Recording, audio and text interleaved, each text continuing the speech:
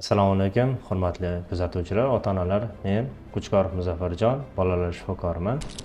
Siz bilan bugungi mavzuyimiz raxit kasalligi bo'yicha gaplashamiz. Raxit kasalligi sizning bolangizda kechadigan klinikalar.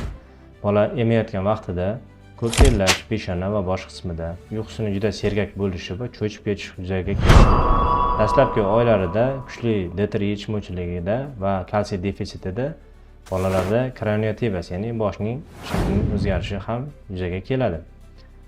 Bundan tashqari, bolalarda ayni o'tirish paytida yoki o'ldirish, ya'ni bolani dastlabki 1-2 so'z aytish vaqtida kechikishlar yuzaga keladi. Kech o'ldiradi bola va harakatlari sustlashadi. Mushaklar tonusi pasayadi.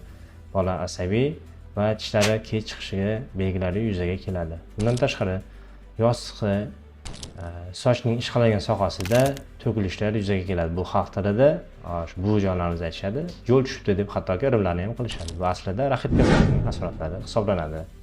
Buni oldini olish maqsadida albatta bolalar shifokori bilan maslahatlashing. Imkon qadar siz bilan birgalikda ishlab, bolangizning sog'lig'ini tiklashga harakat qilamiz. Sizning pediatr shifokoringiz Qo'chqorov Muzaffar.